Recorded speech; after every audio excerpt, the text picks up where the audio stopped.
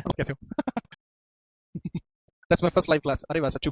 चलो स्टार्ट करते हैं। लास्ट क्लास में हमने कहाँ पे टॉपिक छोड़ा था, उससे आगे हम टॉपिक को स्टार्ट कर रहे हैं। लास्ट क्लास में जहां तक मुझे याद है, मैं यहाँ पर आपका टॉपिक जो छोड़ चुका था, कि मैंने बता दिया था। एक सेकंड रुको, ग्लिच मार रहे हैं। लास्ट क्लास में बताओ फटाफट टॉपिक कहाँ पर था।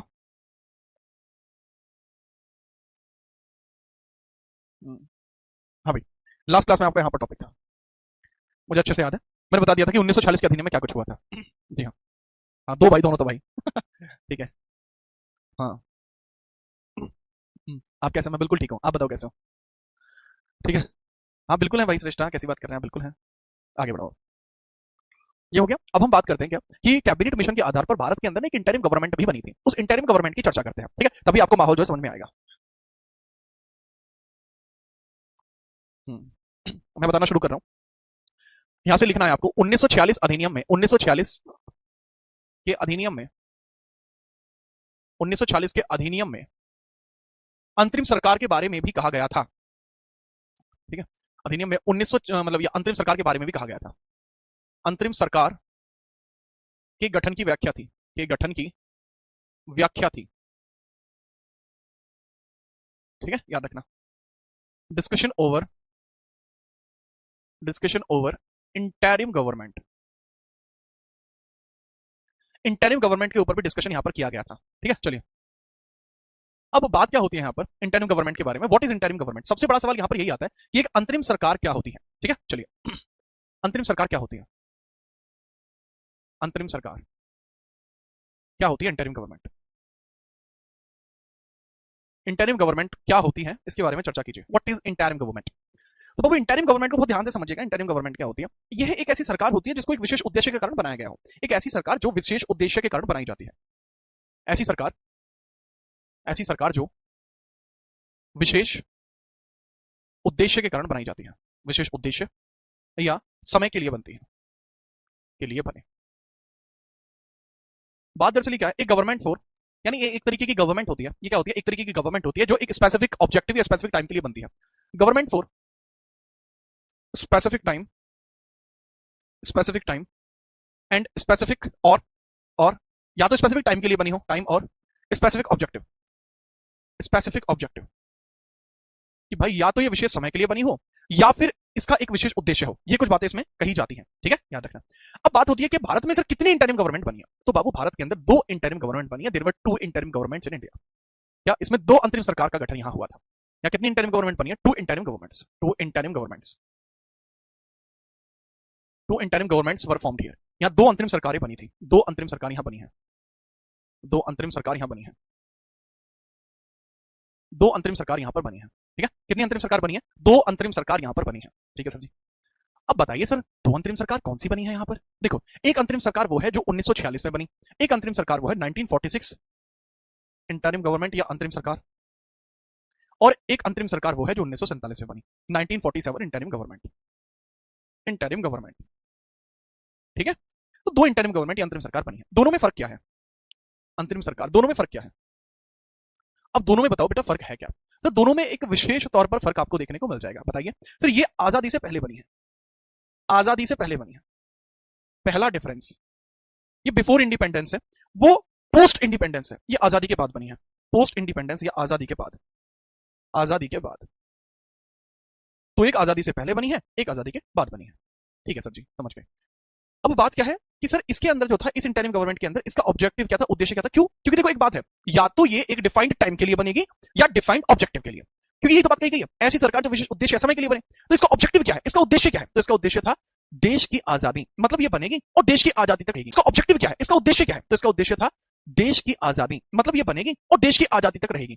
वो 2 दिन में हो, 10 दिन में हो, 10,000 दिन में हो, जब भी आजाद हो जाएगा देश, ये सरकार समाप्त हो जाएगी खुद ब खुद। ठीक है, उद्देश्य क्या था? देश की आजादी, देश की आजादी इसका ऑब्जेक्टिव था। Independence of nation, independence of nation इसका ऑब्जेक्टिव था। ठीक है, क्लियर है बात? हाँ जी। इसके बाद 1947, इसका ऑब्जेक्टिव क्या था बाबू, इसका उद्देश्य क्या था? सर जी इसका उद्देश्य क्या था? इसका उद्देश्य था संविधान लागू होना। संविधान लागू होने तक ये बनी थी, अंटिल कॉन्स्टिट्यूशन, संविधान लागू होने तक, संविधान लागू होने तक, होने तक, संविधान लागू होने तक ये बनाई गई है। कब तक बनाई गई? संविधान लागू होने तक ये बनाई गई है। ठीक है। अब बात ये सर आपने बता दी कि ठीक है आजादी के बाद या आजादी से पहले देश की आजादी, इसका ऑब्जेक्टिव उसका ऑब्जेक्टिव संविधान लागू होने तक, ठीक है सर समझ गए। दोनों में फर्क क्या था? फर्क बाबू सबसे बड़ा फर्क ये था कि इसमें आपको मुस्लिम लीग शामिल देखने को मिलती है। इसमें जो सदस्य है उसमें कांग्रेस और मुस्लिम लीग दोनों है। इसमें कांग्रेस भी है और मुस्लिम लीग भी है, और मुस्लिम लीग भी है। लेकिन भैया मुस्लिम लीग की वजह से तो पाकिस्तान ही बना था। हाँ जी सर, तो इसमें मुस्लिम लीग शामिल नहीं है। नो मुस्लिम लीग, ओनली कांग्रेस। इसमें ओनली कांग्रेस है, नो मुस्लिम लीग, नो मुस्लिम लीग, नो मुस्लिम लीग। इसमें मुस्लिम लीग शामिल नहीं हुई, ओनली कांग्रेस ने इसको बनाया, ओनली कांग्रेस। अब मुझे बताओ कि क्या आपको ये बात समझ में आई? क्या अब आपको ये बात समझ में आई तो बताओ, फिर हम आगे बढ़ते हैं। अब पहले सर हमें पढ़नी कौन सी जरूरी है? क्या हमें दोनों पढ़नी पड़ेंगी? जी हाँ, लेकिन पहले हम 1946 की इस गवर्नमेंट को पढ़ेंगे, उसके बाद हम आवश्यकता पड़ने पर इसको पढ़ेंगे। तुरंत नहीं पढ़ेंगे दोनों को, पहले हम इसको पढ़ेंगे, थोड़ी सी थ्योरी बताऊंगा, फिर उसको पढ़ेंगे। आज की क्लास में हम दोनों इंटरिम गवर्नमेंट पढ़ने वाले हैं। पहले मुझे ये इंटरिम गवर्नमेंट का कॉन्सेप्ट क्या होता है ये समझ में आया। देखो हुआ क्या था दरअसल कि भाई 1946 के अंदर जो कैबिनेट मिशन आया था, 1946 में जो कैबिनेट मिशन आया था, ये इसलिए आया था कि ब्रिटेन से पावर भारत में ट्रांसफर हो जाए, राइट? इसलिए आया था कैबिनेट मिशन। बेटा देशबंधु क्या दिक्कत है? ठीक है, समझ आ गई? Got the point? या दैट्स परफेक्ट। और बताओ।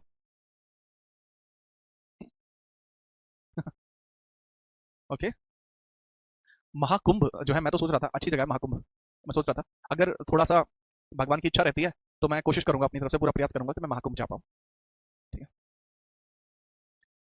अब आगे हेडिंग डालेंगे 1946 की इंटरिम गवर्नमेंट, 1946 इंटरिम गवर्नमेंट। बताओ फटाफट। All clear? That's perfect.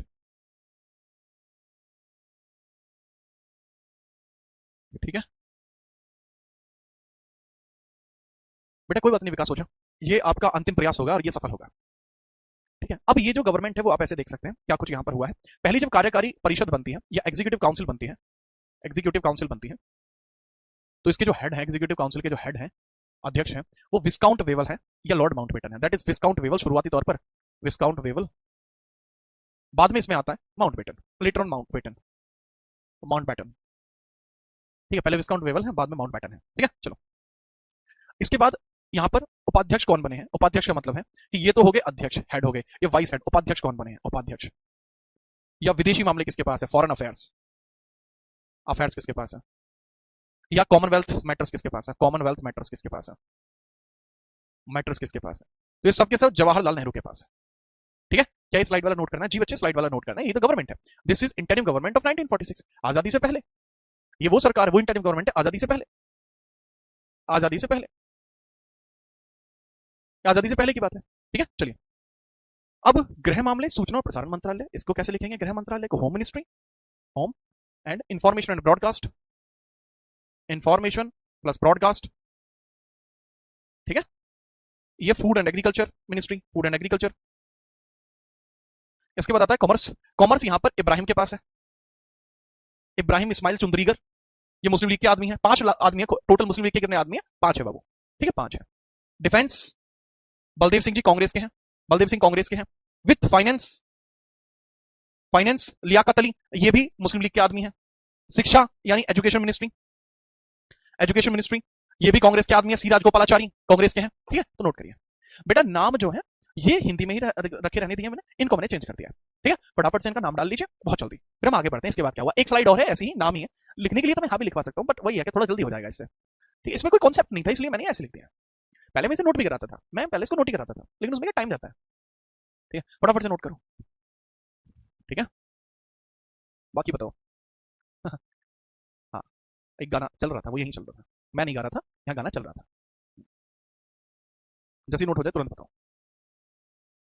हाँ भाई, साहिल भाई यहाँ पे चल रहा था, कैसे था? अरे नहीं, वो नहीं था, दूसरा था। फटाफट नोट होते तुरंत बताओ। प्रभासिनी, हेलो सर, ऑफलाइन कब आ रहा है? कहाँ पे?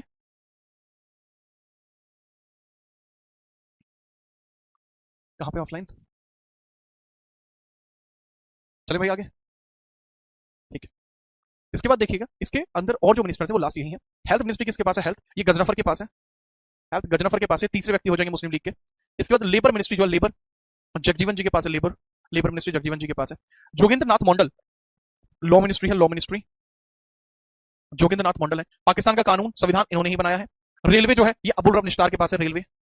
रेलवे अबुल रब निस्तार के पास है, 5वें व्यक्ति हैं, बस यही हो जाएंगे। वर्क एंड माइंस जो है, वर्क एंड माइंस ये कांग्रेस के पास है, work and mines, work and mines ये CH भाभा के पास है। ठीक है, चलिए, ठीक है, चलो शुगर, थैंक यू भाई, शुगर और सागर, थैंक यू सागर।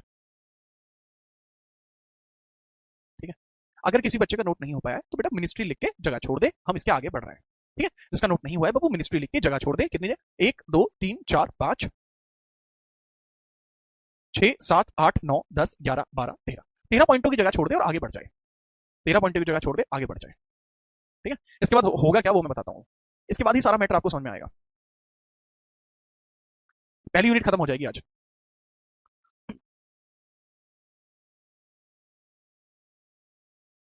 बाद में देख लेना बेटा, पॉज हो गया हूँ, आप ये लीजिए स्क्रीनशॉट ले लीजिए, जैसा आप चाहो, जैसा आप चाहो, हम तो उस चीज में एग्री हैं। ठीक है, चलो। अब ये इंटरिम गवर्नमेंट बन जाती है, इसमें मुस्लिम लीग भी है और कांग्रेस भी है। ये कब बनी थी सर? ये सितंबर 1946 में बनी थी। इंटरिम गवर्नमेंट 1946 है। इसके स्थापना कब हुई है? वैसे सितंबर में इसकी स्थापना हुई है। स्थापना, एस्टैब्लिशमेंट कब हुई है? 1946 में सितंबर के महीने में। लेकिन अब बात को समझना, इसमें मैंने जैसे बताया दोनों है, कांग्रेस भी है, मुस्लिम लीग भी है। ठीक है, लेकिन अब होगी इसमें दिक्कत। क्या दिक्कत होगी वो नेक्स्ट पेज पर हम देखेंगे। अब इसमें दिक्कत क्या होगी वो मैं नेक्स्ट पेज पे दिखा रहा हूँ। नेक्स्ट पेज रखिए, नेक्स्ट पेज की हम बात करते हैं। मैं खाली पेज देख रहा हूँ, खाली पेज मिल गया। इसका दिक्कत क्या होती है वो समझिए।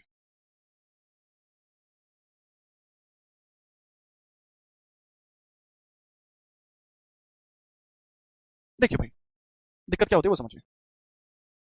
कोई नोट नहीं कर पाया, 13 लाइन छोड़ देगा, आगे बढ़ जाएगा, बात को समझिए। इसके बाद होते हैं मैटर 20 फरवरी 1947। 20 फरवरी 1947, 20 फरवरी 1947 इस दिन एटली डिक्लेरेशन होती है। इस दिन क्या होता है बाबू? एटली डिक्लेरेशन, एटली उद्घोषणा, एटली डिक्लेरेशन होती है। एटली डिक्लेरेशन, एटली डिक्लेरेशन, एटली डिक्लेरेशन यानी एटली की उद्घोषणा होती है। ठीक है, एटली उद्घोषणा, एटली वहां पर कहते हैं, क्या कहते हैं एटली है, और हम बहुत भारत को आजाद हुआ। ठीक है, याद रखना, एटली डिक्लेरेशन उद्घोषणा हुई है। ठीक है, we will declare India independence. ठीक है, ये कहते हैं कि हम भारत को जल्द ही आजाद कर देंगे, जल्द आजाद करेंगे, आजाद करेंगे, जून 1948 से पहले, और इससे पहले ये कहा था इसने कि जून 1948 से पहले हम भारत को आजाद कर देंगे। ठीक है, कोई तारीख इसने डायरेक्टली ऐसे नहीं दी, लेकिन इसमें भी इसने कहा बाबू, ये कहा कि हम भारत को आजाद करेंगे, हम भारत को। ठीक है, एक्चुअली डिक्लेरेशन में कहा था we will transfer, transfer powers to India, powers to India within, नहीं या India before, India before June 1948, कि हम भारत को जून 1948 से पहले आजाद कर देंगे, ये बात इसने कही थी। ठीक है, लेकिन क्या पाकिस्तान और मुस्लिम लीग से परेशान नहीं होगी? हो जाएगी। क्यों? क्योंकि मुस्लिम लीग तो पाकिस्तान चाहती थी और ये भारत को आजाद करेंगे, तो मुस्लिम लीग इसका भी विरोध कर देती है, बहुत बड़ा मैटर कर देती है, हिंसा दोबारा होने लगती है। इसके तुरंत बाद हिंसा हो गई। लेकिन लेकिन मुस्लिम लीग पाकिस्तान चाहती थी, लेकिन मुस्लिम लीग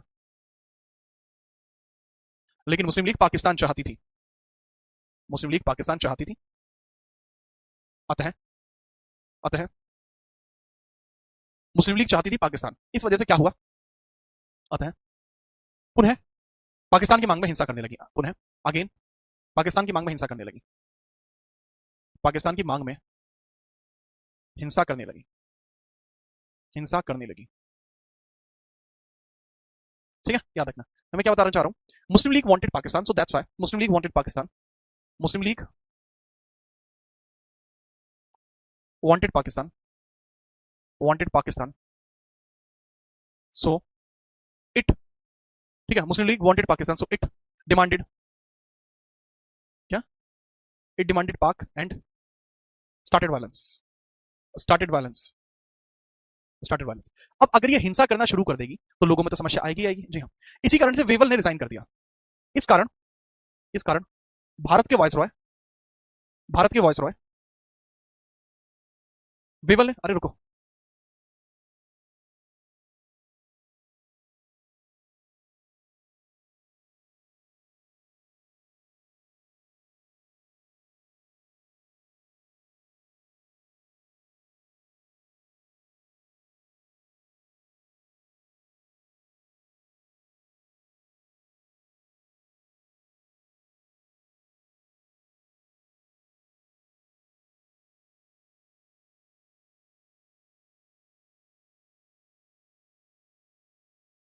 ठीक है, चलो। इस कारण भारत के वॉइसरॉय, जो भी भारत के वॉइसरॉय थे, जिनका नाम था फेवल, भारत के वॉइसरॉय विस्काउंट फेवल, भारत के वॉइसरॉय विस्काउंट फेवल, भारत के वॉइसरॉय विस्काउंट फेवल क्या करते हैं बाबू? भारत से रिजाइन करके चले जाते हैं, भारत से रिजाइन करके चले जाते हैं, भारत से रिजाइन करके चले गए, करके चले गए, चले गए, भारत से रिजाइन करके चले गए, ठीक है। अब बात यह है, अब अगर ये भारत से रिजाइन कर चले जाएंगे और इन्होंने एक ऑपरेशन स्टार्ट किया था, उसको बोलते हैं ऑपरेशन मैड हाउस। यही ऑपरेशन मैड हाउस की शुरुआत थी। ऑपरेशन मैड हाउस बेटा आपको नहीं पढ़ना होता, जब सिविल सर्विसेज के लिए पढ़ाया जाता है तब मैं ऑपरेशन मैड हाउस पढ़ाता हूं, लेकिन आपको ऑपरेशन मैड हाउस नहीं पढ़ना है, मैं सिर्फ बता देता हूं, यही ऑपरेशन मैड हाउस की शुरुआत थी, यही ऑपरेशन मैड हाउस की शुरुआत थी। क्या है operation mad house? Operation mad house था बेसिकली कि ब्रिटेन भारत को उसी स्थिति में छोड़कर ब्रिटेन चला जाएगा जैसा भारत है। हिंदू मुस्लिम लड़ रहे हैं, लड़ते छोड़ जाओ, अपने आप लड़ेंगे झगड़ेंगे, मसला खुद सुलटाएंगे, हम बीच में नहीं आएंगे, हम निकल रहे हैं, पागलों के घर से हम निकल जाएंगे, इनको लड़ना है, मरना है, कटना है, होने दो, ठीक है, एक तरफा होने दो, हम बीच में नहीं आएंगे। और उसी के तहत ये रिजाइन करके भारत से चला गया। ये था ऑपरेशन मैड हाउस।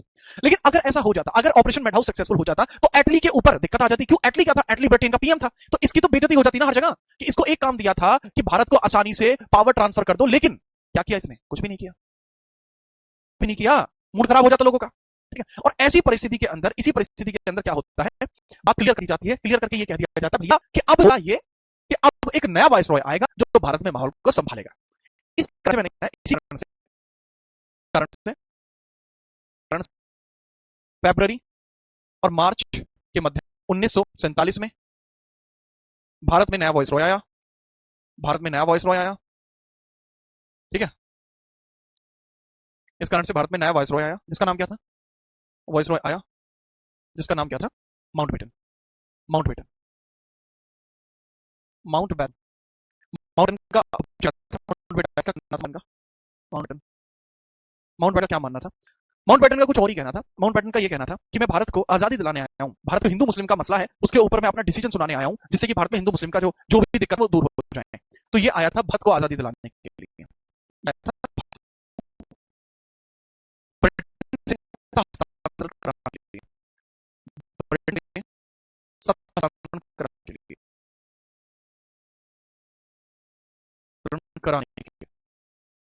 कराने के लिए। तो why did he came back?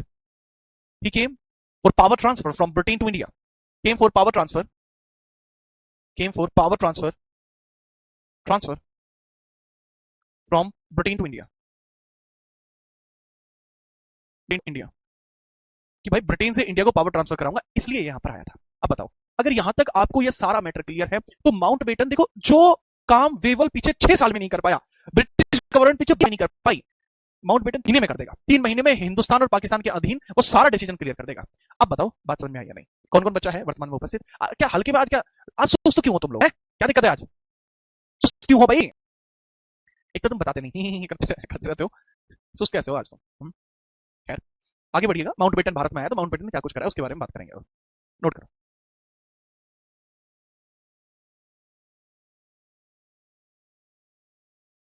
Clear है? चलो, मिश्रा जी ने कह दिया क्लियर है, और मिश्रा जी की बात हम टाल नहीं सकते हैं। सर ज्यादा डाउन लग रहा है, अच्छा ठीक है भाई। प्रणाम भाई अनुज, क्या हाल है?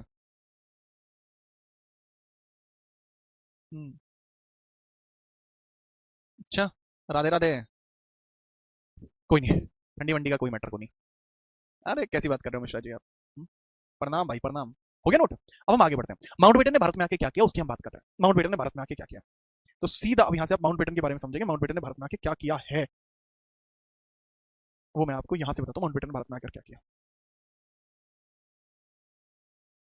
अब माउंटबेटन भारत में आया, अब माउंटबेटन ने क्या किया? माउंटबेटन ने भारत में, माउंटबेटन ने भारत में एक बड़ी ही, माउंटबेटन ने भारत में, ठीक है, हिंदू और मुस्लिमों के मध्य, हिंदू और मुस्लिमों के मध्य विवाद को सुलझाया, मुस्लिम विवाद को समझाया। विवाद के कारण एक प्लान प्रस्तुत किया, के कारण एक प्लान प्रस्तुत किया, एक प्लान पेश किया। अब ये जो प्लान इसने पेश किया था, द प्लान ही प्रपोज्ड, तो माउंटबेटन लेकर आता है भारत में 3 जून प्लान, 3 जून प्लान। इसको 3 जून इसलिए कहा जाता है क्योंकि ये 3 जून को आया था। कब आया था? 3 जून 1947। कब आया था ये? 3 जून 1947। अब ये जो प्लान आता है इसमें कुछ बातें कही गई, जैसे भारत को सत्ता हस्तांतरण दो भागों में होगा। भारत को सत्ता हस्तांतरण हस्तांतरण यानी पावर ट्रांसफर, सत्ता हस्तांतरण दो भागों में होगा। भारत को सत्ता हस्तांतरण दो भागों में होगा, ठीक है। Power transfer to India will be in two parts. Power transfer to India will be in two parts, will be in two parts, will be in two parts. क्योंकि भारत का जो सत्ता हस्तांतरण होगा वो दो भागों में होगा। अब इसमें एक भारत बनेगा, एक पाकिस्तान, एक बनेगा भारत और एक बनेगा पाकिस्तान। इंडिया नाम शुरुआत में नहीं आया था, शुरुआत में सिर्फ भारत था, एक भारत और एक पाकिस्तान, ठीक है। The one is for India and another is for Pakistan. One is for India and बाद में आया था इंडिया, खैर तो इंडिया को बाद में ही मैं बता दूंगा कैसे आया था। शुरुआत में तो भारत ही था और पाकिस्तान बनेगा, ठीक है, याद रखना। अच्छा, 3 जून प्लान में एक और बात कही गई थी, 3 जून प्लान में एक और बात कही गई, और वो बात क्या थी कि जो देसी रियासतें होंगी वो स्वतंत्र होंगी। उस मतलब इसमें समझना, इस प्लान का एक हिस्सा था जिसको बोला गया था डिकी बर्ड प्लान। इसी में डिकी बर्ड प्लान भी था, Dickie Bird plan, Dickie Bird plan, Dickie Bird plan, ये एक अलग सा प्लान है, Dickie Bird, Dickie Bird plan, Dickie Bird plan. और जो डिकी बर्ड प्लान आता है मेरे भाई, इसके बारे में समझना, डिकी बर्ड प्लान का इसमें क्या कहा गया था कि देसी रियासतें स्वतंत्र रहेंगी, देसी रियासतें स्वतंत्र रहेंगी, स्वतंत्र रहेंगी, रहेंगी, देसी रियासतें स्वतंत्र रहेंगी, ठीक है। Princely state will be independent, state will be independent, will be independent, ठीक है। अब वो चाहे तो वो पाकिस्तान में जाए, चाहे वो हिंदुस्तान में जाए, चाहे वो भारत में जाए, चाहे वो पाकिस्तान में जाए, they are free to move. और चाहे तो वो स्वतंत्र रहे, फ्री टू मूव है, चाहे तो वो इंडिपेंडेंट रहे। इस पूरे प्लान को ही क्या नाम दिया गया था, इस देसी रियासत वाले प्लान को क्या नाम दिया गया था, डिकी बर्ड प्लान। इसको डिकी बर्ड प्लान दिया था। डिकी बर्ड ब्रिटेन का एक पक्षी होता है जो उड़ता ही रहता है, उड़ता ही रहता है, उड़ता ही रहता है, that is independent, that is Dickie Bird, ठीक है। सचिन बेटा लिख लो इसे, ठीक है, उसके बाद देख लेंगे भाई, ठीक है। इसको पहले लिख लो, उसके बाद देखेंगे, आपकी बात पर भी पूरा पानी दिया जाएगा आपकी बात को, है आपको अगर ये बात समझ में। लेकिन इसमें कहीं पर भी ये नहीं कहा गया कि आजादी कब मिलेगी। सब कुछ कहा गया आजादी मिलेगी, जल्दी ही मिलेगी। इसमें भी यही बात कही गई कि जून 1948 से पहले आजादी दे देंगे, बट इसमें दिन निर्धारित नहीं किया गया कि कब दे दोगे। माहौल टाइट हो गया, ठीक है, माहौल बहुत टाइट हो गया, क्लियर ही नहीं हो पा रहा था, ठीक है, क्लियर ही नहीं हो पा रहा था कि क्या है, क्यों है, कैसे है, ठीक है, वो क्लियर नहीं हो पा रहा था, मैटर दिक्कत थी, लोग परेशान।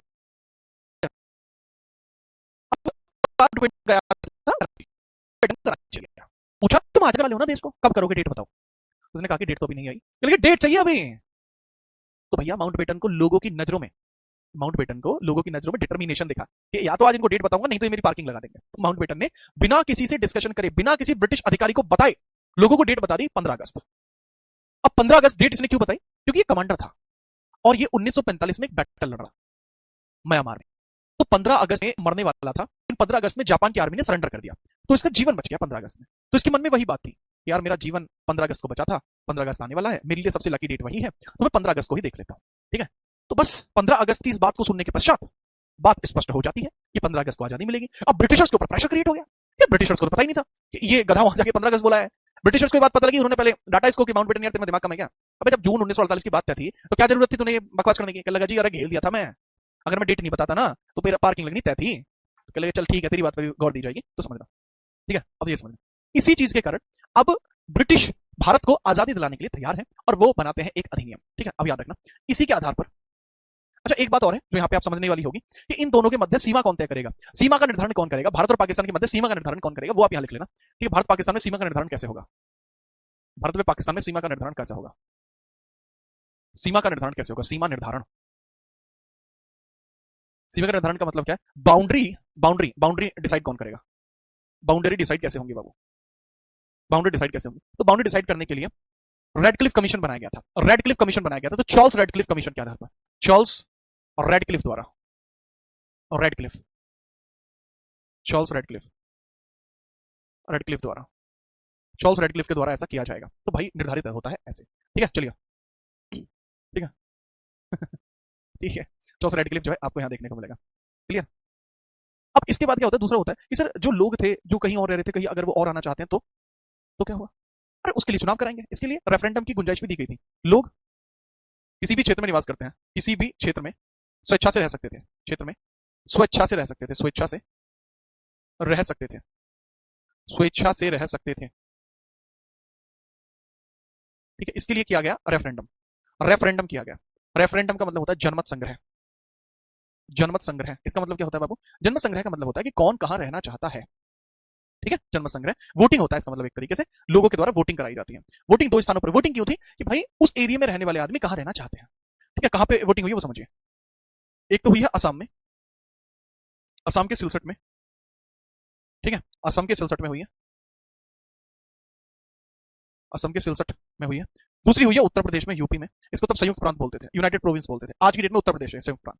तो यहाँ दो जगह वोटिंग हुई है कि कौन कहां रहना चाहता है, वो यहाँ डिसाइड कर देगा वोट पर। ठीक है, चलो आपके हैंड नोट्स जो है बाबू वो कल डाल दिए जाएंगे। हालांकि आपके हैंड नोट्स जो खास लोग का ग्रुप है, खास लोग ग्रुप में भी मैंने शेयर कर दिए हैं, खास लोग में भी है और यहाँ पर भी कल डल जाएंगे।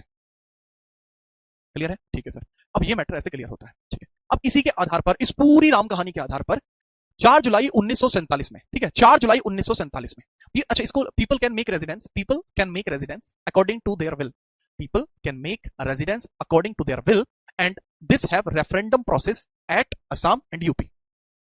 ठीक है, इंग्लिश में ऐसे है। अब मैंने बताया इसी आधार पर, इसी आधार पर,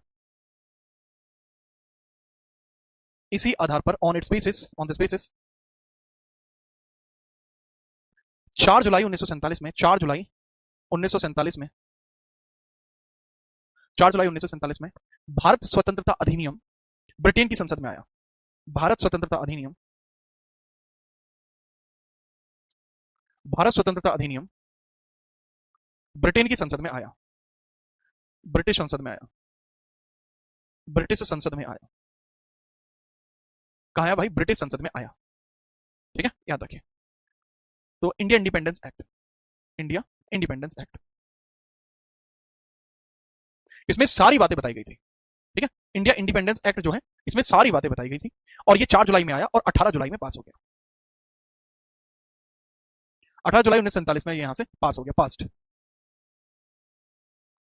पास्ट हो गया। और तब उसी के आधार पर आज भारत ऐसा बना। लेकिन इसमें क्या लिखा हुआ था वो हम अगले पेज पर देखेंगे। पहले मुझे बताओ कि आपको ये पूरी राम कहानी समझ में आई? हाँ या ना में जवाब चाहिए मुझे। ठीक है, बहुत जल्दी से, 1 मिनट में मुझे जवाब चाहिए आपसे, तुरंत नोट करो और जवाब दो। हाँ, बढ़िया।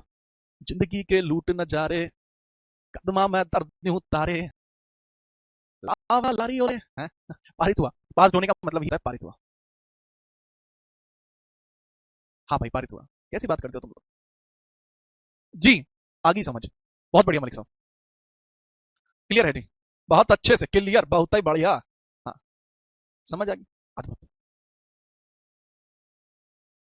शाबाश। अब जैसा कि मैंने आपको ये बताया, इसी के आधार पर आप समझिएगा ये इंडिया इंडिपेंडेंस एक्ट था क्या। This is India independence act, this is India independence act. ठीक है, चलिए। तो इंडियन इंडिपेंडेंस एक्ट 1947 में आया। एक्ट प्रेजेंट कब किया गया था ब्रिटेन की संसद में? 4 जुलाई को।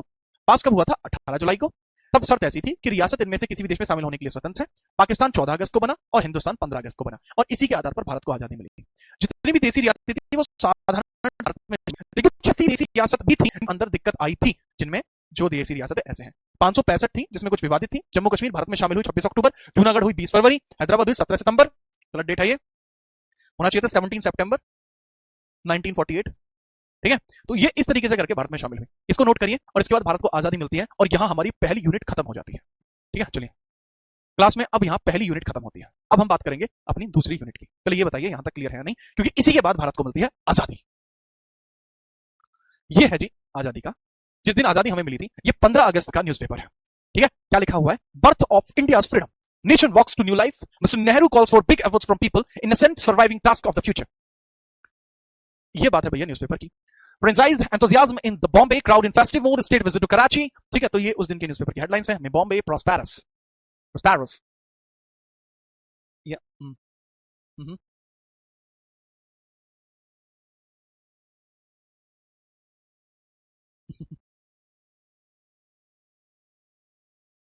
ठीक है, बात आई समझ में? तो ये इस तरीके से पूरा का पूरा माहौल आपको देखने को मिला है। ठीक है, अरे हाँ भैया मैंने बताया, खाली अब नोट कर, नोट क्या करना है बाबू, जो जो लिखा हुआ फटाफट से नोट कर मारो। ये तो नॉर्मल नॉर्मल सी चीजें हैं, और इसमें भी मैं ये चीज तो पीछे आपने पीछे पेज पे लिख ली, तो ये आपको नहीं लिखनी। ये भी आपने पीछे लिख ली, लिखनी तो ये भी नहीं है। तो कुछ नहीं लिखना है इसमें, सिर्फ आपको पता होना चाहिए। लिखवा तो मैं पहले ही चुका हूं इसको। अरे लो भाई साहब, ये लो, नोट करो। और यहाँ पे हमारी पहली यूनिट खत्म होती है। अब यहाँ से स्टार्ट होता है। इसके बाद प्रभाव क्या पड़ा, आजादी का प्रभाव क्या पड़ा? बेटा अंकिता, इसको इतना ही लिखना है। ये चीज आप लिख चुके हो, सिर्फ समझने वाली बात थी यार। ये चीज मैं आपको पीछे यहाँ लिखवा चुका हूँ ऑलरेडी। ये रही देखो हिंदी में, ये क्या पेज खोल रहा है, जो अभी पीछे मैंने पेज आपको दिखा था वहां हिंदी में लिखा हुआ था। कोई टेंशन की बात नहीं। ठीक है, चलो। जब नोट हो जाए फटाफट बता दो, फिर हम आगे बढ़ेंगे। एक बार कह दीजिए ओके सर नोट हो गया, हम आगे बढ़ें क्या? तुरंत बढ़ जाएंगे भाई आगे।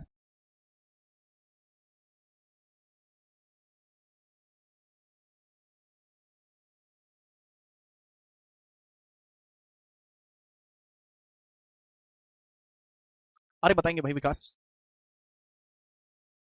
हो गया? ठीक है। तो अब बात को समझिएगा, इसके आगे क्या होता है, इस आजादी का क्या प्रभाव हमारे यहां पर पड़ा है, उस प्रभाव को समझिए।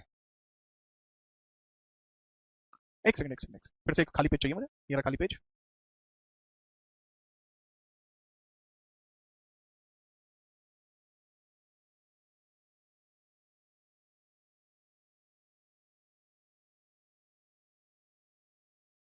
चलिए भाई, इसके बाद क्या होता है, इसके बाद होता क्या है ये समझिए।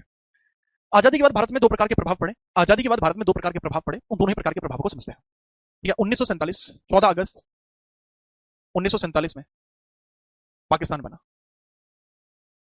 पाकिस्तान बना, पाकिस्तान बना। और 15 अगस्त 1947 में, और 15 अगस्त 1947 में भारत बना, भारत बना।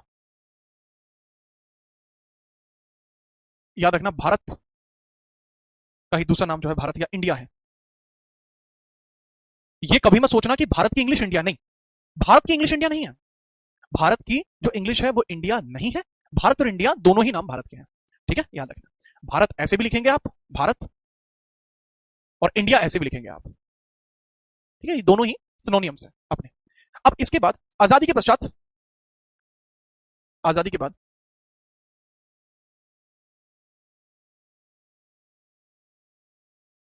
आफ्टर इंडिपेंडेंस,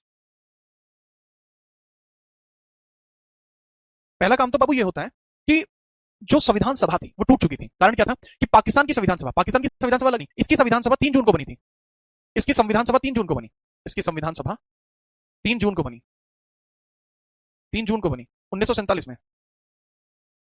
और यहां आजादी के बाद भारत की सभा में सदस्य 299 रह गए। भारत की संविधान सभा में, संविधान सभा में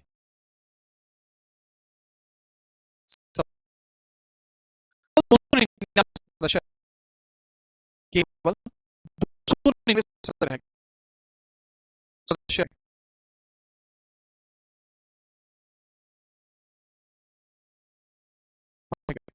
कितने मेंबर्स रह गए? ओनली 299, 200 सदस्य रह गए भारत की विधानसभा में, केवल 200 सदस्य रह गए। ठीक है, आज जिसमें से भी 99 से में 29 ब्रिटिश प्रांत के लिए, ब्रिटिश प्रांत के, ब्रिटिश प्रिंस के लिए, और जो थे वो थे देसी रियासत के लिए, प्रिंसली स्टेट के लिए, 70 देसी रियासत के लिए थे। ठीक है, याद रखना।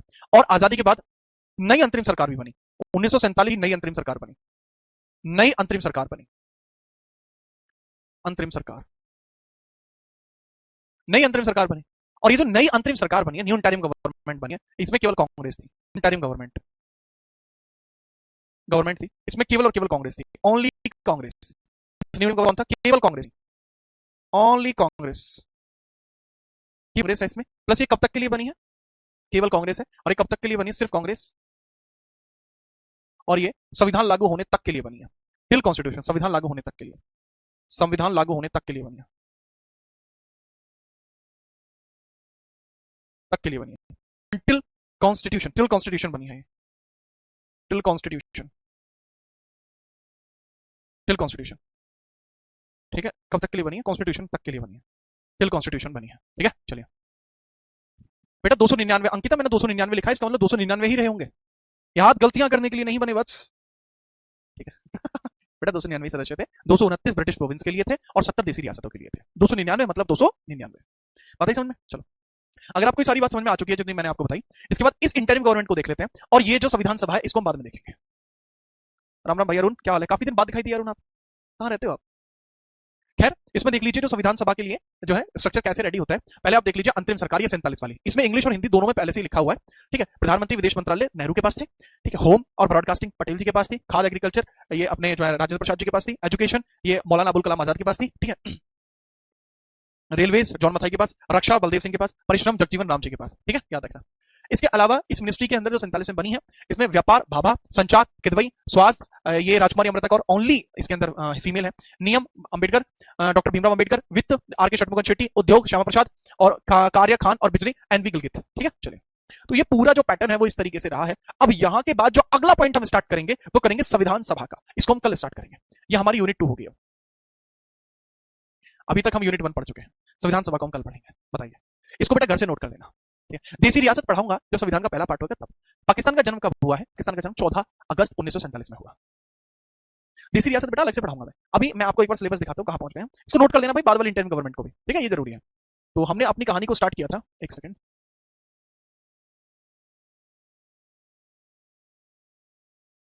हाँ जी, तो हमने अपनी कहानी को स्टार्ट किया था जहां से, अब हम काफी आगे यहाँ पर आ चुके हैं। हम कहां पे आ चुके हैं? हम आ चुके हैं यहाँ पर, हिस्ट्री ऑफ कॉन्स्टिट्यूशन हो चुका है। ठीक है, ये भी हो चुका है। अब कॉन्स्टिट्यूएंट असेंबली हम स्टार्ट करेंगे। ठीक है, याद रखना। ठीक है, चलिए। वाह, थैंक यू भाई। आज की क्लास यहीं तक रहेगी। बताइए कैसा लगा आपको?